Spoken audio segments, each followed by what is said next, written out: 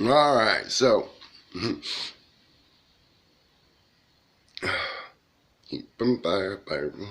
okay. So first off, I am going to probably say some things in this video that people are not gonna like.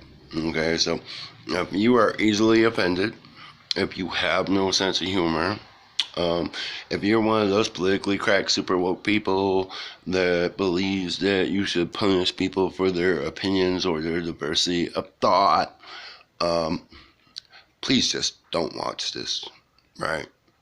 Don't make your day bad because it's probably going to be offensive. Okay. Um, oh my God. So I wanted to talk about Dave Chappelle. And you're seeing my videos for the first time because I put up a video for the Dave Chappelle thing. Yes, I know my voice is deep, and I know my teeth are messed up, and that you probably think I'm ugly. It's gonna be the easiest thing to attack me over, right? By the way, I got these hooded eyes, and I still ain't quite got my makeup game quite right yet, but for 10 months of doing makeup from the first time, I think I'm doing pretty good. I'm medically transitioning. For background, if you're watching this video and seen my videos before, anyways, I'm a veteran, served my country. I teach martial arts. I've raised children. Did a lot of things, been a lot of places, known a lot of people. I grew up very poor, disenfranchised. That being said, I know there's a lot of hatred in the world. And I know that there's a lot of things worse than anything I could ever possibly suffer through. Right? That being said, I am not oblivious to anyone's plight or the unfairness or whatever goes on in the world. Okay? So, but again, like the Dave Chappelle said, empathy is a two-way street. It really is. So 10 months ago, I came out as transgender. 2 months after that, living as a woman. When I came out the next day, I went out and bought wig, clothes, makeup. Lived as a woman since, for all of 2021, since January 1st, when the stores opened that morning. 2 months later, I began to take hormones. I'm about to start laser with the hair therapy. I just started exercises to help me change my voice. I started doing the exercises. I finally found a clear explanation of starting to do exercises to train my muscles to raise my larynx. I just started that last night. I saved it for one of the last things because when I lost these teeth in the front about 4 years ago, which really caused my mouth to deteriorate quickly, I was grappling and I took a knee from one of my students. I had my mouth open laughing, and it caused me to lose 5 of my front teeth. So yeah, I'm not a drug addict, and I'm not horrible care for my mouth or whatever. I just took a knee that loosened all the teeth in my mouth for about a month and a half and caused me to lose 5 of them in the front. So anyway, so I'm on my way. I got, I'm feminizing. I got breasts. I got,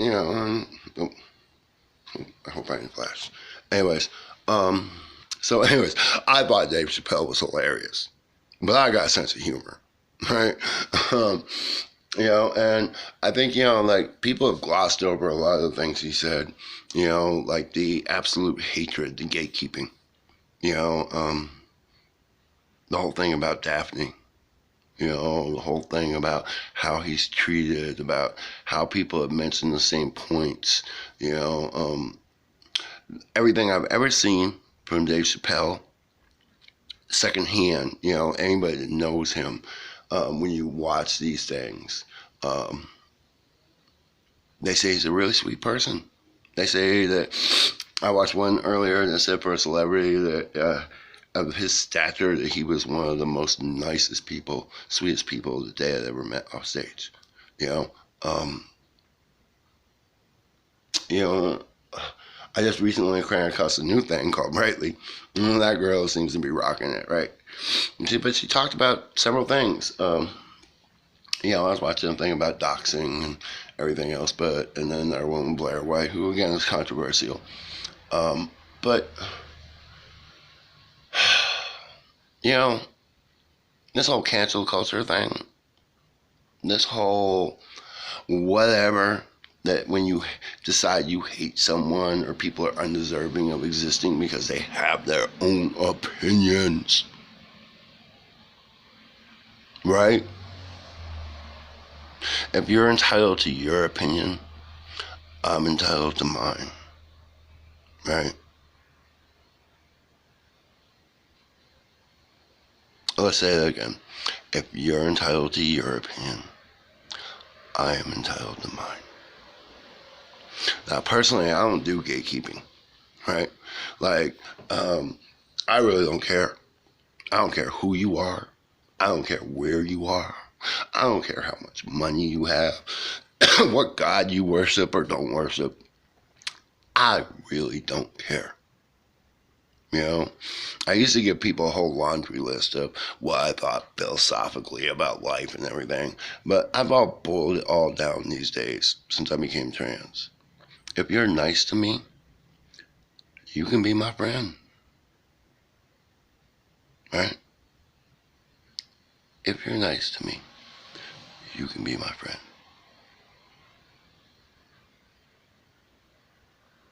That doesn't mean you have to agree with me. Yeah, I don't know why I know agrees with me most of the time.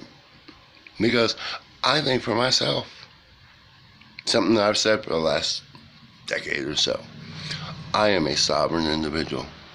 I'm sovereign over myself. I don't fear the government. I don't fear anybody. Do I know that if I do certain things, I could lose my life or end up in danger? Yes, it's very clear. But I do not fear anyone. I leave my door unlocked frequently. My friends all freak out about it. You can't leave your door unlocked. Oh my God, what if somebody walked in? What if somebody came in and found you on the internet and came in and raped you?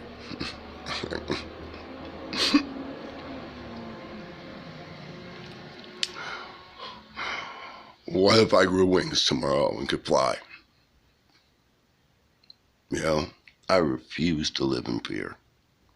And I refuse to do things that reinforce fear-based realities. You know, when I decided I was transitioning this year, I turned off the TV. Now, I watch YouTube and Netflix and Prime and different stuff, but I don't watch TV no more. I don't watch the news. I don't watch reality shows, talk shows, opinion shows. I do my best to stay away from it. At first, I took my Facebook down to 14 friends. I had hundreds of friends. Took it down to 14 because I took anybody off that participated in any kind of fear-based thought or negativity because I wanted to have a good year. I wanted my first year as a girl to rock, to set the tone for the rest of my life. And you know what? I also found that being the well-adjusted person I am and being happy, being genuinely happy, that I'm having a whole different kind of experience than what I was led to believe by the media and by people in my life here in the Twin Cities of Minnesota about what it is to be transgender. You know, until the end of 2019, the very end of it, like November-ish, I had been around the community college in Minneapolis for 10 years. Well, at that point, I guess it was 8 years. And for 7 of those years, I had taught martial arts there. I'm a martial artist, right?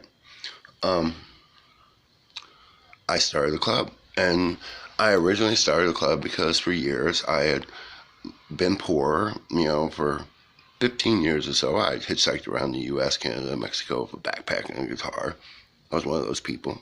I was deadhead, kind of hippie-ish, pot smoking,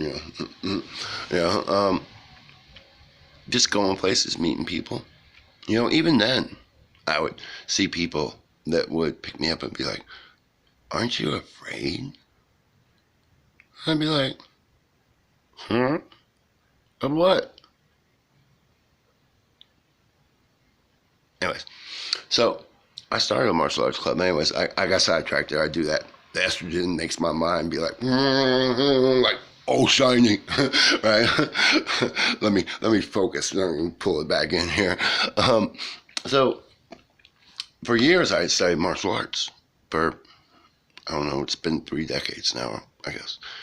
For years I studied martial arts, and I've been really, really poor, working class, homeless half the time because, I had hitchhiked to a new place and have to find shelter and a job and, and eventually get my own place or be a roommate somewhere and get furniture. I'd have to start my life all over again.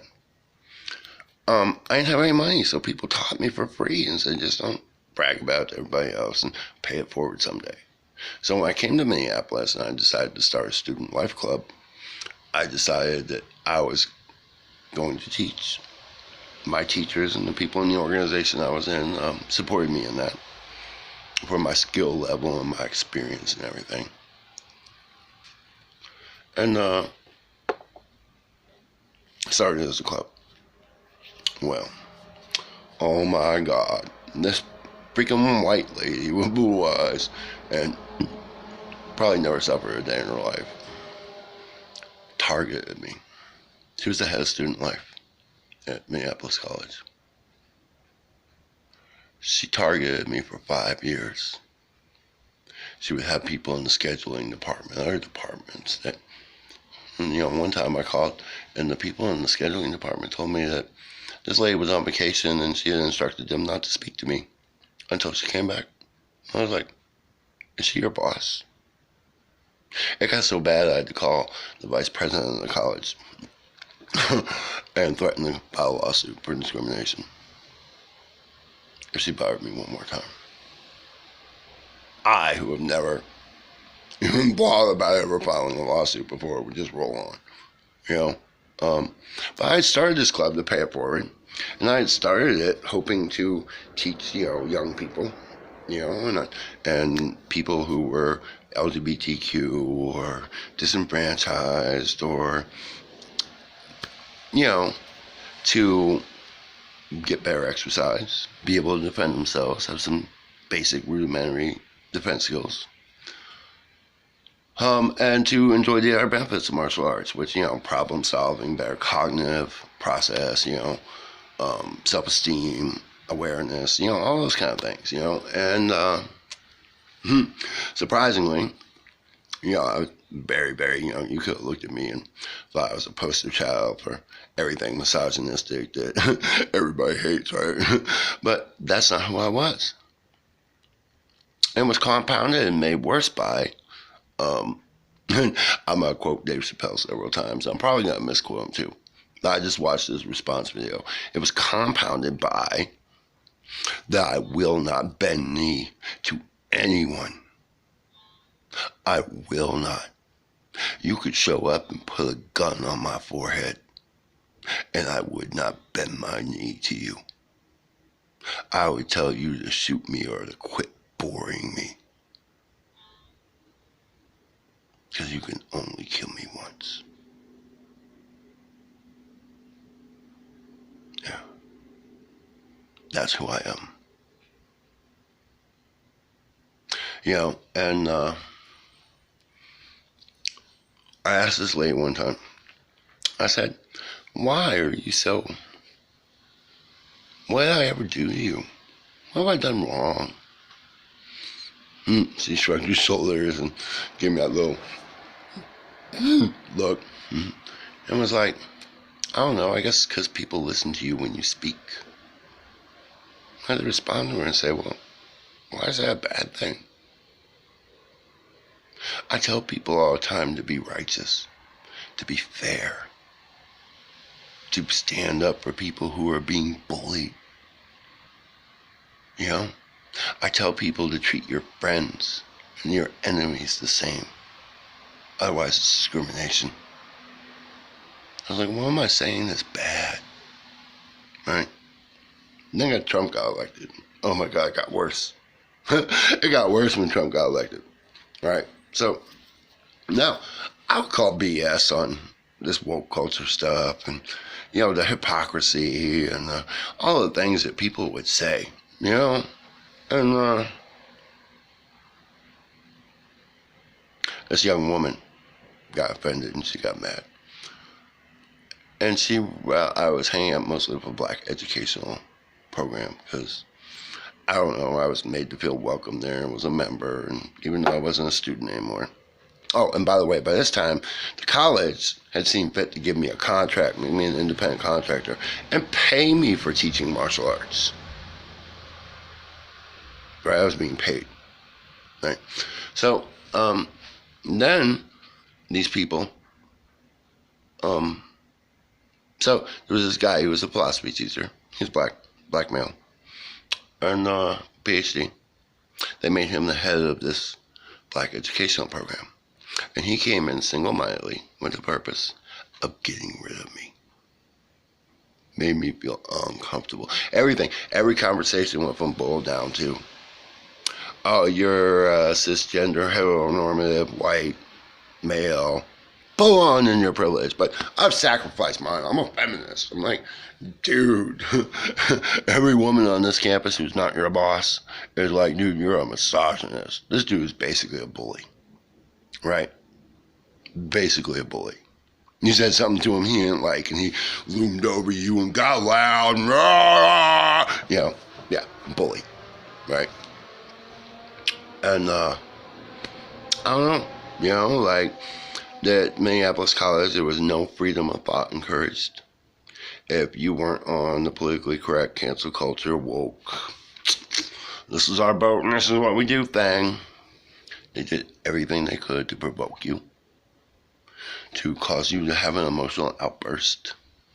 Well, they acted like all of their bullying was justified by the fact that you had a penis, or you were male, or you were heteronormative, right? So finally I had a meltdown. It was so bad. I was out with my kid, who was 5 years old, who's mixed, by the way. Her mom's black. And I began to cry in my breakfast and have a dissociative episode. Had to call a vet friend to come get me. And her. Because for the first time since I was 11 years old, I didn't feel safe in the world. Because I knew, somehow rationally, separate from all of it, I knew that the episode that I was having right at that moment, that I was not able to protect that little girl if something bad happened. I rationally knew that and called for help. You know, my friend clocked out of his job as a federal employee and rushed over to get me. Like, here I come. Got you. You know? And then, when I tried to contact this dude via his school administrator email, he told me that as a cisgender, white, heteronormative male, full on in my privilege, that I should understand that hanging out with a bunch of black people at this college, that I should be prepared to be discriminated against and be treated differently. I could say the same thing that sitting next to me a black person said, and I better be prepared to be told to be quiet and to shut my mouth and be treated poorly. When I said that was discrimination, he told me, he came back and said, well, I checked with the lawyers at the college, and they said you're not a student, so it just don't matter. Like, that's how federal title laws work, right? Like,